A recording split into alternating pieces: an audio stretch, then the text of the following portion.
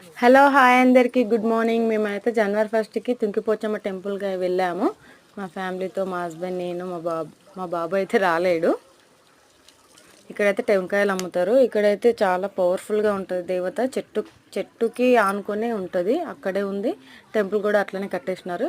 ఇక్కడైతే కాలు చేతులు కడుక్కొని తర్వాత లోపలికి వెళ్ళాలి. ఇక్కడైతే రెంట్కి కూడా ఇస్తారు ఇవి. అంటే ఫంక్షన్లు, బర్త్డే పార్టీలు కూడా ఎక్కువ చేస్తారు. చిన్న చిన్న షాపులు కూడా ఉంటాయి. అక్కడైతే మిర్చీలు, బజ్జీలు, కళ్ళు అన్నీ అమ్ముతారు.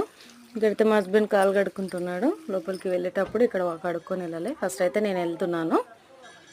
చూడండి, ఇక్కడ దేవతకైతే మొక్కులు మొక్కుకున్న వాళ్ళు బియ్యాలు ఇంకా ఉంటాయి కదా, అన్నీ చేసుకుంటారు. యాటతో, కోడితో కూడా చేసుకుంటారు బోనాలు అన్నీ.